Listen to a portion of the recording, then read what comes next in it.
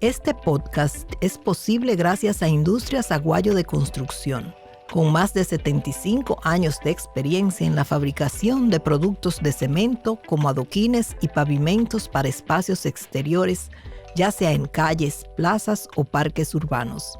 Aguayo es nuestro aliado a la hora de diseñar y construir.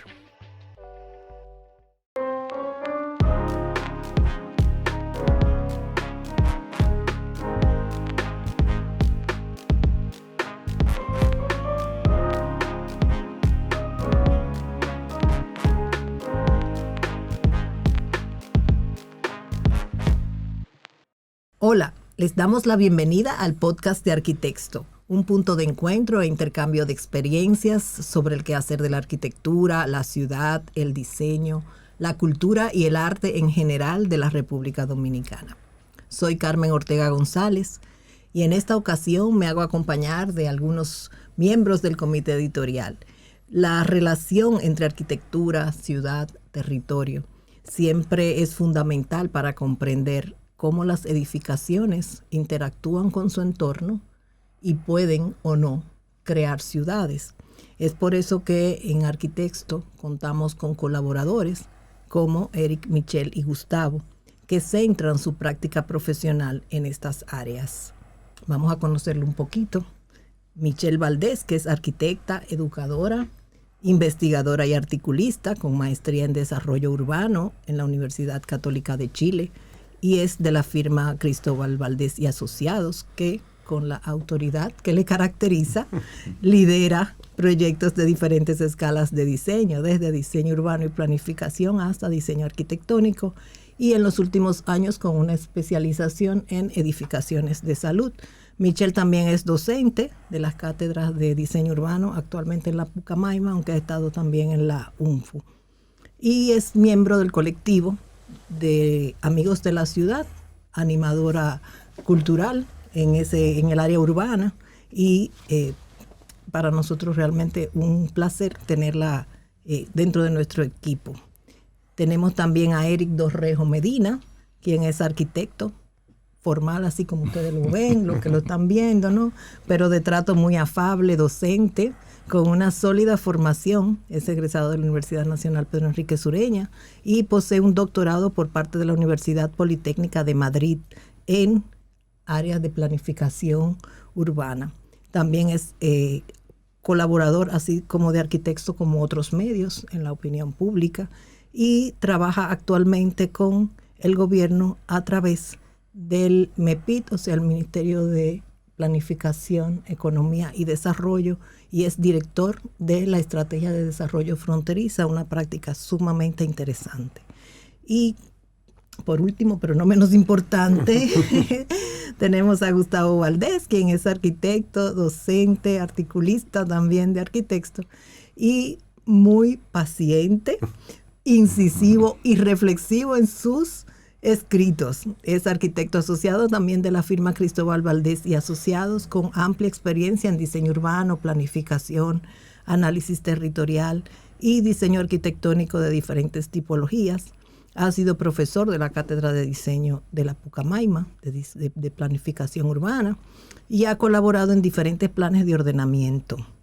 Señores, es un panel de lujo, realmente, personas muy capacitadas, así que yo los invito a quedarse hasta el final para que se enteren de todo lo que esta gente tiene para contarnos. Al releer las reflexiones del inolvidable amigo y colega Emilio Brea García, nos encontramos con ideas como estas. Caminamos por aceras irregulares. Las calles y avenidas están congestionadas de vehículos, entaponamientos, semáforos que no funcionan. Cuando llueve no se puede transitar. Los ruidos de las plantas eléctricas saturan nuestros oídos y vemos puestos de comida en las aceras de avenidas principales. Escritas en el año 1997, sorprende que aún están vigentes al describir el polígono central, corazón de Santo Domingo, uno de los sectores más codiciados por los capitaleños. Vamos a empezar hablando de cómo precisamente el diseño arquitectónico puede influir en la calidad de vida de sus habitantes. Bueno, ahí yo tomo la palabra primero. un poco las damas primero, ¿verdad? Y también por edad. Bueno, declaraciones. Realmente yo creo que el rol de los arquitectos, pero no solo de los arquitectos, sino también de los ingenieros y de los desarrolladores, cuando hacen proyectos para la ciudad, la responsabilidad es muy grande. Y yo creo que debemos tomar conciencia de eso, cada uno de los actores, porque muchas veces se piensa que la ciudad se hace desde el gobierno central o desde el gobierno local, lo cual es cierto, pero también nosotros como arquitectos, ingenieros, desarrolladores, también somos hacedores de ciudad. Entonces, aunque en nuestra ciudad vemos algunas edificaciones que tienen cierta sensibilidad urbana, no menos cierto es que como estas edificaciones son aisladas, el espacio urbano que tenemos, al encontrarse con otros desarrollos que no tienen esa sensibilidad, pues es un espacio escaso, fragmentado, que tiene muy poca consideración hacia el peatón y a veces ninguna. Entonces, situaciones como falta de arbolado, que haya que entrar a una edificación a través de un estacionamiento, que no haya una entrada digna para un peatón, lo que hablábamos antes también de encementar todas las superficies y no dejar superficies que percolen y que tengan arborización. El tema en los casos de las edificaciones comerciales con parqueos en retroceso, todo eso va en detrimento del peatón. Y todas esas decisiones son muchas veces de diseño. Entonces, realmente la responsabilidad que nosotros tenemos como hacedores de ciudad es bastante. Especialmente porque ese es el espacio público que es de todos. Entonces, Correcto. Lo que es la calle, la plaza, son los espacios donde nos desarrollamos la mayoría de las personas. Claro, la calle es el espacio público por excelencia. Es decir, los parques lo usan alguna gente, lo que hacen ejercicio, lo que pasan a los perros, lo que pasan a los niños, pero todo el mundo en algún momento tiene que usar la calle, tiene que usar la acera. O sea, inclusive la gente que anda siempre en automóvil, tiene que parquearlo a media cuadra, una cuadra para poder llegar a visitar a otra gente. Entonces, es el espacio público por excelencia y es, lamentablemente, en nuestra ciudad, el espacio olvidado. Sí, yo creo que también una de las cosas que se lo digo mucho a los chicos en la universidad es que el espacio público, el de la calle, el de la plaza, cualquier espacio público, está definido por las edificaciones. Entonces las paredes del espacio público, o sea, si hemos el símil de la pared en el espacio arquitectónico, son las que lo definen, pero en la ciudad lo que define el espacio público en la ciudad donde nosotros pasamos de un lado a otro, son los edificios.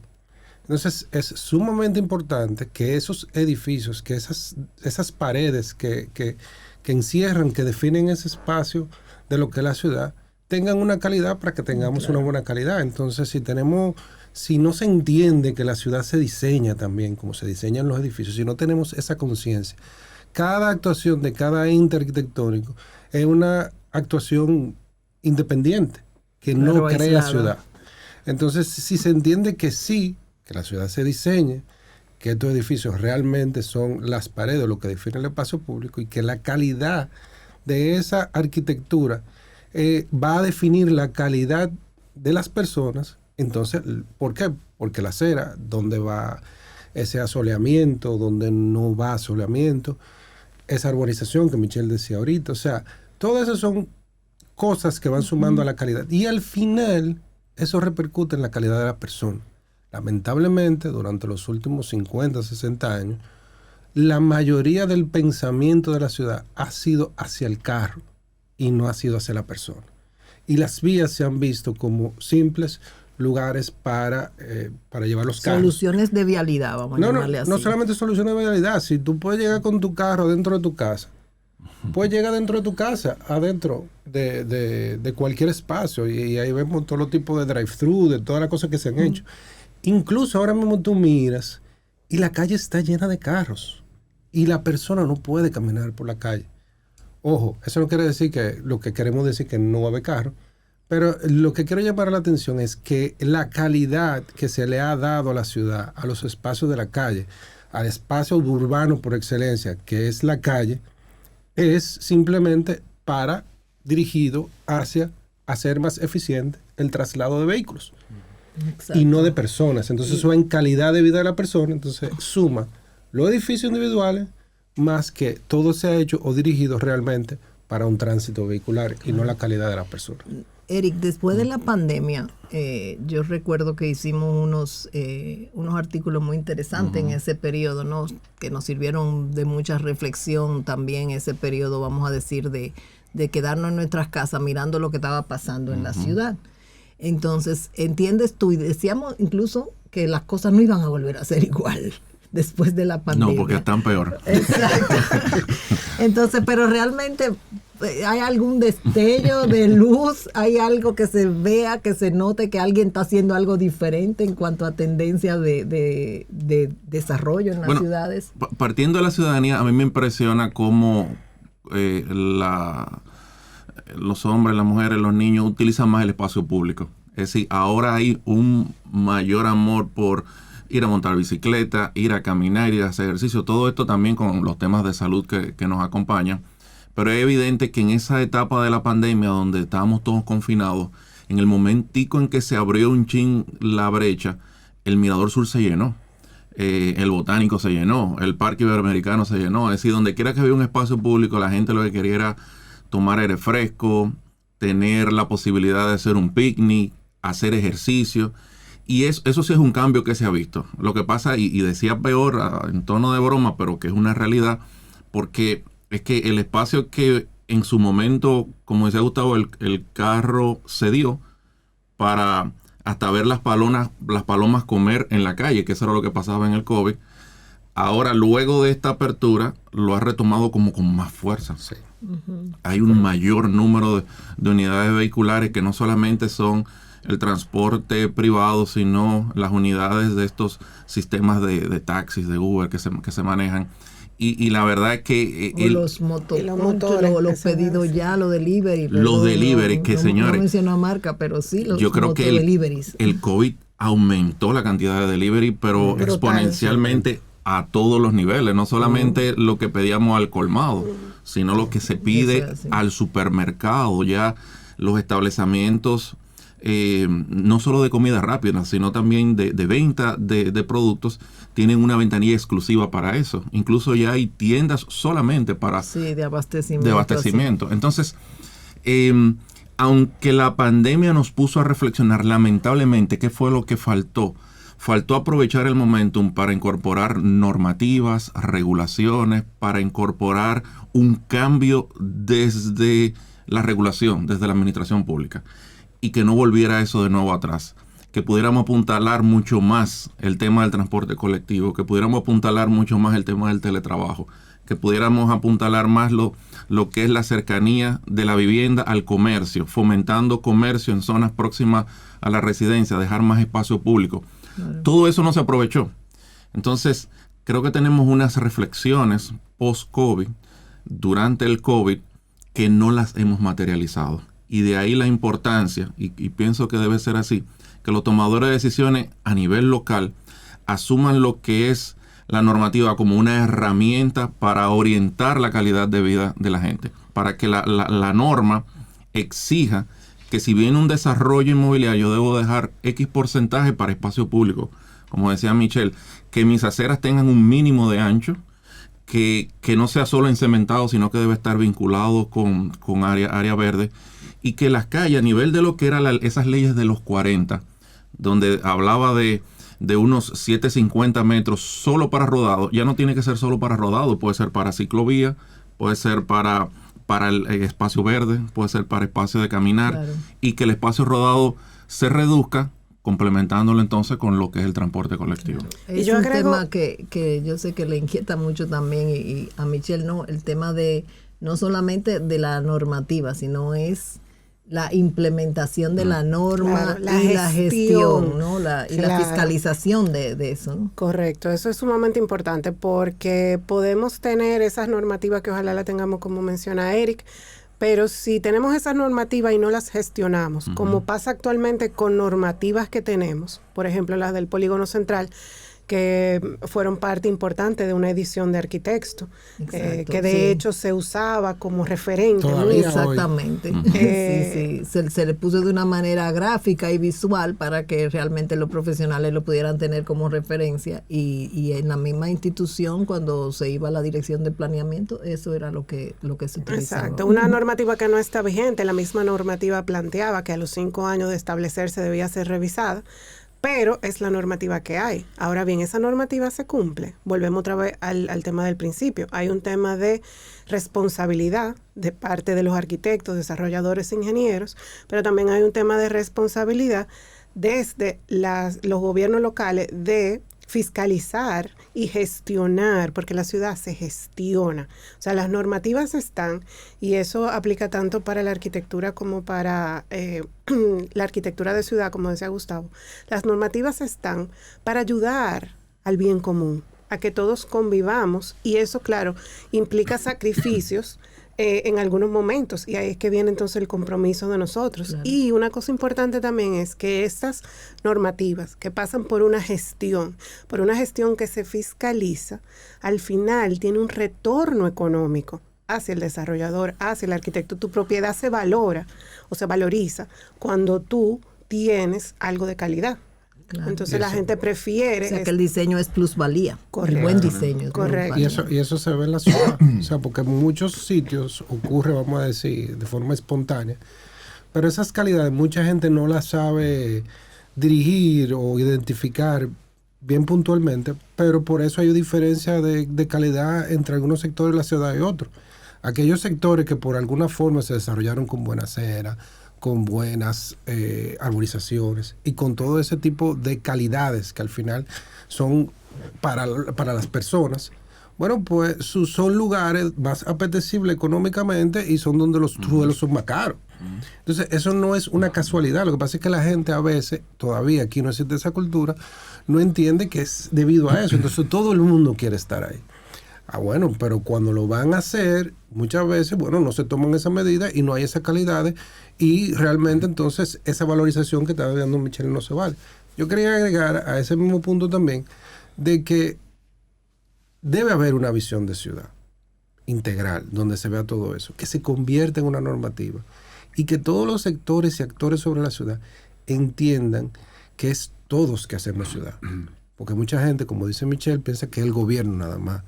O el gobierno piensa que es lo privado. No, es todo el mundo. El gobierno municipal o nacional pone las normas. Pero el que hace la ciudad o es el desarrollador, el que la construye día a día con lo que hace, o es el informal, que muchas veces no se habla de eso. La autoconstrucción. La mayoría de la ciudad es autoconstruida.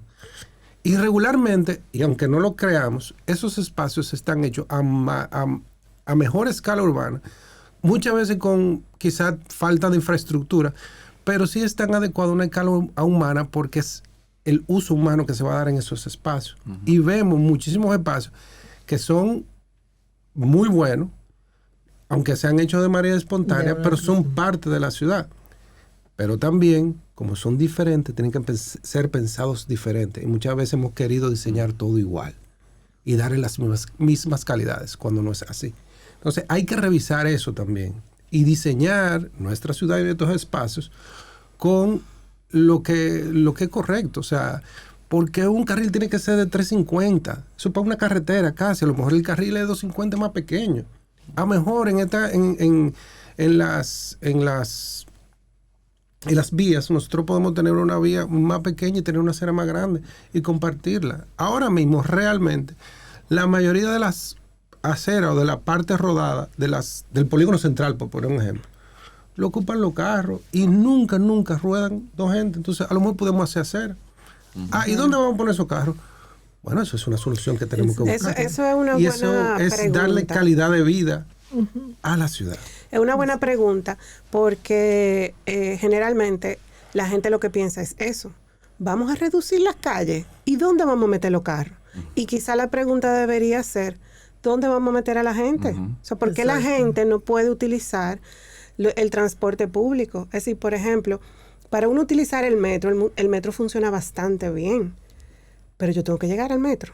Pero ¿Cómo llego al metro? No tengo Claro. acera para caminar hacia el metro. La gente no cabe en la acera para llegar al metro. Entonces, es un tema que hay que pensarlo integralmente, que era lo que un poco decía Gustavo, porque el hecho urbano es muy complejo, tiene muchas capas y cada decisión tiene que valorar cada una de esas capas. O sea, no podemos pensar en una solución vial y solamente en la parte vial. Cómo eso afecta el transporte, cómo eso afecta el espacio público que está alrededor, o sea, ver los diferentes layers que tiene cada proyecto. Claro, porque que el conglomerado urbano es todo un sistema, un conjunto de sistemas. Correcto. Y eso podemos seguir conversándolo ya desde el punto de vista de la planificación. Ya está circulando Arquitecto 122. Búscala en nuestros puntos de venta. Visita nuestra web o escríbenos al 809-732-7674. Aunque persisten inquietudes y desafíos en relación con su reglamento de aplicación, la recién promulgada Ley 368-22 de Ordenamiento Territorial, Uso de Suelo y Asentamientos Humanos pone fin a la ausencia de un marco regulatorio integral que asegure la planificación del territorio municipal. La vinculación de criterios sectoriales para la gestión y administración del suelo brinda una perspectiva esperanzadora, abriendo la posibilidad de establecer un auténtico proceso de regulación del uso del suelo en la República Dominicana. En fin, que como decíamos, uno de los grandes desafíos a nivel humano, no del ser humano, tanto a nivel nacional como global, internacional, es como lograr ese nivel de habitabilidad básico, sostenible, que permita realmente el desarrollo de las potencialidades de una comunidad o individuales. En ese sentido, ese concepto de desarrollo ha evolucionado también con el tiempo, ¿no? Así es. Hemos hecho algunos trabajos interesantes sobre lo que implica ese desarrollo humano, desarrollo integral, y cómo eso es un indicador para también saber el nivel de calidad de vida de nuestras comunidades. Eric, yo sé que tú has trabajado mucho en eso. Me gustaría que un poquito nos explicaras sobre eso. Bueno, para los que no lo han leído, les voy a dar unos tips, pero es bueno que profundicen en la revista sobre el concepto de desarrollo y la evolución que ha tenido en función de que el desarrollo ya no se mira solo por sectores y aspectos temáticos, sino por el dónde. Y son los aspectos de la territorialización del desarrollo. Es como una misma política pública, dependiendo del lugar donde se planifique, ella va a tener un impacto distinto. Siempre me gusta poner el ejemplo del turismo. Y es que queremos muchos turistas acá, pero no es lo mismo planificar el turismo de playa que el turismo de montaña, que el turismo cultural, histórico, ecológico. Entonces, el desarrollo ha evolucionado a eso, a poder considerar cada rincón del territorio, de manera que, considerando ese rincón del territorio, tú puedas proporcionar políticas públicas acorde a ese lugar. Y eso es lo que ha pasado históricamente. Lamentablemente, lo que pasa en la República Dominicana es un hecho latinoamericano. Nuestras ciudades crecen exponencialmente porque cuando vemos desarrollo nos concentramos en el foco en la capital. Y ahí es donde se genera el aspecto clave, empleo y oportunidades. Claro. Si no hay empleos y no hay oportunidades en Dajabón, en Elías Piña o en Puerto Plata, ¿qué va a hacer la gente? Que va a ir para donde hay empleos. Y por eso tenemos ahora mismo en nuestro territorio tres focos, que son el Gran Santo Domingo capital, Santiago, y la zona de Punta Cana, Bávaro y Verón. Atractores, ¿por qué? Porque sean más bonitos vivir ahí, no, es porque hay empleos y oportunidades. Entonces, si nosotros en pos del desarrollo tomáramos el potencial de cada lugar, y en función del potencial, entonces podemos adecuar una política pública ajustada a ese territorio, viendo su vocación, viendo su uso. Entonces vamos a quitar la presión de las zonas urbanas y vamos a permitir de que aquellos que hoy vienen a la capital, no con inversiones, sino con una maleta llena de miseria, de precariedades, no tengan que venir a hacinarse al lado del río Sama, a generar más pobreza, más hacinamiento, sino que ellos busquen su nicho en cualquier parte del territorio. Ahora mismo hay todo un desarrollo turístico planteado para el sur de la República Dominicana. Entonces, ahí vienen oportunidades alrededor del desarrollo turístico. Se necesita alimento para el desarrollo turístico, se necesita personas enfocadas en esos servicios, se necesita capacitación, se necesita vivienda, infraestructura, y así vamos a generar condiciones para que la gente pueda estar. Hay algo promisorio que es la reciente ley de ordenamiento territorial, o sea, la de reciente promulgación. Que es la ley 36822. Exacto, abre como una esperanza para que esos territorios, ¿no?, en las provincias, pues puedan también desarrollar sus propios planes, pero a partir de sus propias necesidades y prioridades. Y su potencialidad también, porque cada territorio tiene su potencialidad. Y como bien decía Eric, no es lo mismo desarrollar un territorio con turismo que desarrollarlo con agricultura, que desarrollarlo con minería o con otro tipo de actividad económica. Lo que es un hecho, y es cierto, y Eric lo recalcó, hay para mí dos elementos que un territorio, sin los cuales un territorio no se desarrolla, que es lo económico y el agua. Si tú no tienes uno de esos dos elementos, lo otro no funciona. O sea, no se da el desarrollo territorial. Entonces, obviamente, depende de las vocaciones que tenga cada territorio. Si tiene playa, bueno, quizás tiene más vocación para ser turístico o para ser un puerto o sea, cada territorio de acuerdo a sus condiciones tiene una potencialidad, pero también las oportunidades de desarrollo que pueda brindar y que puedan existir. Entonces, en la planificación es sumamente importante y sumamente importante que sea integral. ¿Por qué? Porque lo hemos visto en la planificación que nos ha tocado hacer, por ejemplo, en polo turístico. La primera signo, el germen, por ejemplo, de los asentamientos irregulares o de las partes marginales que hemos visto, son las constructoras que traen a los trabajadores de la construcción que no tienen opción de alojamiento formal y espontáneamente gente empieza a alquilar el cuarto. Y ahí empieza un asentamiento. Empieza el hacinamiento. Claro. Y esos son el futuro, por ejemplo, en el caso de Punta Cana, el gran llamado hoyo de frío se fue así que surgió. Claro. Y en ese caso específico no son invasiones, sino son alquileres para personas de bajos recursos por gente que lo están explotando y están haciendo un negocio de eso. Entonces es un negocio informal inmobiliario. Netamente, entonces si no se ve integralmente eso, entonces ocurre en ese caso. Ahí viene la parte de la pandemia, o sea, de las enfermedades, de todo lo que tiene que ver con la delincuencia y otro tipo de cosas, por no verlo de forma integral. Entonces, el ordenamiento, con la nueva ley, nos da un marco legal que no existía, lo cual es muy bueno y nos ayuda a empezar a organizar. Creo que es importante entender que es una construcción que inicia ahora. Hay mucha gente que tiene que familiarizarse. Todo el mundo debe saber, porque muchas veces no lo dejan a la gente que hemos trabajado en la planificación territorial, pero esto es un elemento de todo el mundo. Todo el mundo debe educarse en eso. Exacto, la educación y la formación. Entiendo que para los profesionales es un área de especialización. El urbanismo siempre fue como interesante. Yo recuerdo en la universidad que muchos compañeros querían irse por esa área de diseño urbano y no teníamos la oportunidad en el país para eso. Ahora entiendo que ahí se está creando, ¿verdad? O se ha creado una maestría para diseño urbano, Michelle. Sí, precisamente, ha sido parte de esa iniciativa. Precisamente como apoyo a la ley 368-22 que mencionaba Eric, de la ley de ordenamiento territorial, cada vez más se va a necesitar personal capacitado para darle soporte a esta ley y a todas las cosas que se desprenden de la ley, porque lo bueno que tiene esta ley también es que tiene otros instrumentos que permiten también que esas regiones o esos municipios también puedan trabajar sus territorios, como es el ITSU, por ejemplo. El instrumento de limitación del suelo urbano. Que es ese instrumento que delimita el suelo urbano, porque hay que entender que el suelo urbano es finito.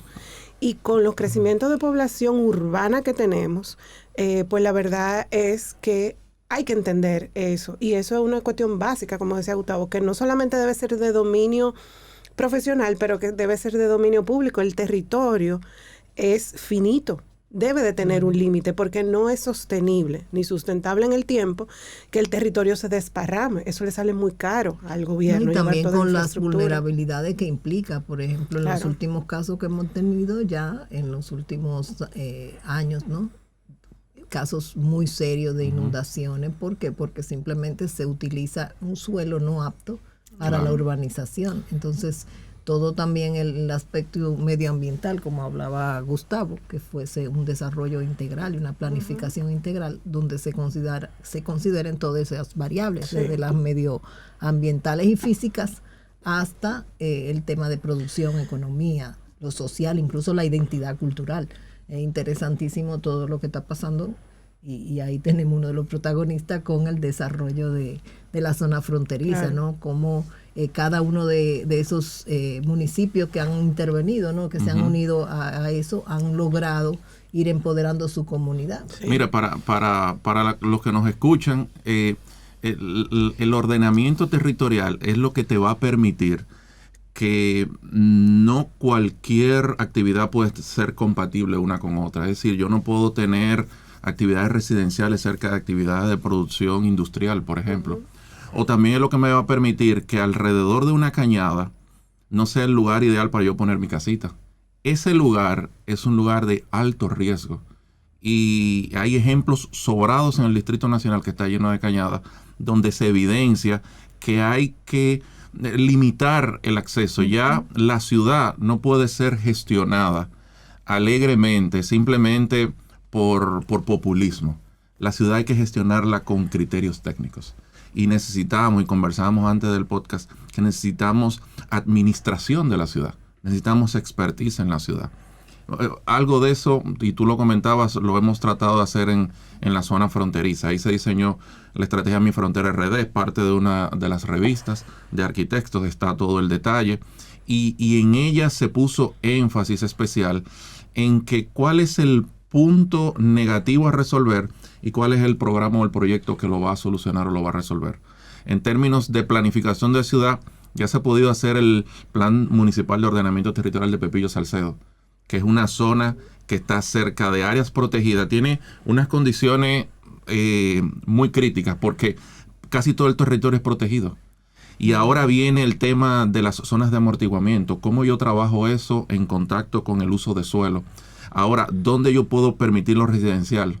Si lo protegido está ocupado, ¿qué hago con eso? ¿Saco a la gente o preservo o limito su crecimiento? ¿De dónde vendrán todos los servicios? Porque si una población en crecimiento, tengo que llevar los servicios. Entonces, como Gustavo le decía, hay mucho que aprender del ordenamiento territorial. Pero es importante que quienes nos escuchan estén claros de que cuando ordenamos el territorio, delimitamos el derecho de tú usar un suelo, no porque tengas titularidad, sino porque tiene las condiciones de tú usarlo. Pero al mismo tiempo el deber que tenemos los ciudadanos de usar bien ese territorio, porque muchas veces solamente decimos, bueno, aquí yo hago lo que quiera. Claro, pero ¿qué pasa en mi entorno? ¿De qué manera yo puedo utilizar eso? Eso es compatible con otros usos que hay al lado, y los ejemplos son sobrados de actividades incompatibles que han generado muertes, de zonas donde debió, en lugar de estar un parque para que absorbiera lo que es una carretera, y entonces ahí tenemos muerte alrededor de eso, y el ordenamiento territorial nos va a ayudar a eso. Yo creo que con la maestría que Michelle nos decía, y con la labor de que el sector empresarial se empodere de esto, yo creo que podemos tener resultados importantes. Y otra cosa interesante que puede encontrarse en la revista también es, como tú decías, Carmen, un poco mencionaba Gustavo, cuando vemos los actores, es la academia. Es decir, en esos proyectos de Mi Frontera RD, han participado la academia. Entonces, eso lo publicamos en Arquitecto también, y en ese sentido también la academia ha sido parte de ese lugar de pensamiento, de pensar la ciudad, de qué se debe hacer en la ciudad, que debe ser un lugar mucho más plural, donde participemos todos, pero que a través de la academia sea un poco encauzado y que también ha sido eco de otras iniciativas de la ciudad, como fue el Distrito de Diseño, también, en el que también las academias participaron. Que también se reseñó en la revista, y ahí pueden encontrar la información, y eso fue como un piloto también de ver que la ciudad se puede usar de otra forma. Y en vez de, como decíamos ahorita, de hacerlo para el vehículo, de ver que si la hacemos para el peatón, cómo pudiera ser. Entonces, la ciudad se puede pensar de muchas diferentes formas, y hay mucha oportunidad todavía. Y está todo esa por visión planificar. optimista, que así que quisiera como que termináramos y que fuera ese llamado de que sí hay oportunidades y potencial, que todavía se puede. O sea, no es todo que está por hacer. La frase famosa de que ya la ciudad colapsó, pero realmente creo que debemos verlo desde el otro punto de vista. Tomando lo que decía Michelle, esos estudiantes de la academia le brindaron a alcaldes de muchos de los municipios de la zona fronteriza de planes maestros que ellos en su vida, y que le hubiera costado una firma realizarlo. Y hoy, por mencionar un caso, el alcalde de Jimaní, donde trabajó la Pucamaima, no sabía a dónde debe crecer la ciudad. Pero con el plan maestro que se hizo y con la labor de los estudiantes, ya él dice, mira, yo lo veo más claro. Yo no debo crecer hacia donde está el río, porque ahí se va a inundar. Yo debo crecer hacia donde hay un tierro y un suelo firme. Yo creo que la academia es parte de esa esperanza. Absolutamente. Claro. Y creo también que, bueno, decía Jaime Lerner que una ciudad se cambia en 3 años. Muchas veces pensamos que tiene que pasar mucho tiempo para que podamos ver cambios. Yo ponía de ejemplo en algún momento la ciudad de Lima, que es una ciudad que tiene mucho más problemas que nosotros. Ellos tienen en Lima nada más 10 millones de habitantes, lo que nosotros tenemos casi en el país completo. Sin embargo, han logrado intervenciones dirigidas por administradores de la ciudad, que era lo que Eric decía que necesitábamos, que han entendido la visión de ciudad, han sabido gestionarla y se han logrado cosas puntuales que les sirven de ejemplo a ellos mismos para otras zonas de su misma ciudad. Claro. Entonces, la idea es que no está perdido. Lo que tenemos es que trabajar. Meter mano, como dicen los muchachos. Exacto, sí. Señores, yo creo que así acabamos con esa idea. Me encanta, para terminar, que realmente lo que necesitamos es un nuevo abordaje y ponernos, como decía un profesor mío, suelten el lápiz y pónganse a pensar. O sea, pensemos la ciudad, pensemos qué ciudad es la que queremos y qué ciudad nos merecemos y merecen nuestras generaciones, ¿verdad?, futuras. Y ante en estos cambios que están sucediendo. Claro, sobre todo porque señales tenemos y las evidencias están ahí. Y entender que la tenemos que hacer juntos. Nadie se puede quedar atrás. O sea, las ciudades muchas veces se creen que son nada más nosotros los que hacemos diseño urbano. No, esto no es de expertos. Todos hacemos ciudad. Y si la hacemos entre todos y la hacemos juntos, la vamos a hacer bien. O sea, eso no hay forma de que no quede bien. Entonces, ahí está todo por hacer. Y yo creo que nosotros tenemos mucha esperanza de que simplemente pensarlo, hacerlo, y si lo hacemos entre todos, va a ser una mejor ciudad para todos. Pues bien, no me queda más que darle las gracias a Michelle, Eric y Gustavo por estar con nosotros, por aportarnos tanto conocimiento, no solamente en este espacio breve, sino durante todos estos años. Y decirles a todos ustedes que gracias por escucharnos, gracias al equipo de producción, a Manuel Gustavo Mayén, quien fue el encargado de componer el soundbite, al Grupo Los Ángeles y a todos ustedes por escuchar Arquitexto. 38 años de Arquitexto tiene beneficios.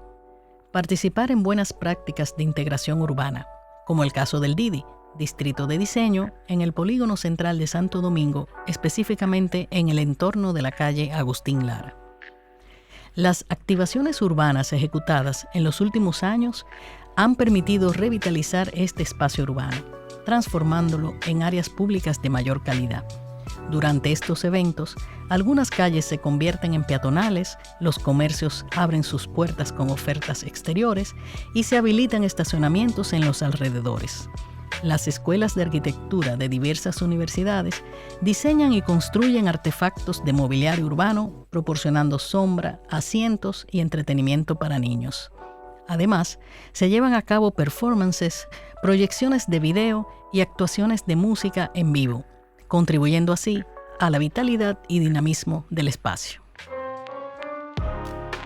Visita nuestro sitio web arquitexto.com, únete a nuestra comunidad en las redes sociales Arquitexto RD, suscríbete al canal de YouTube, danos un me gusta o déjanos un comentario.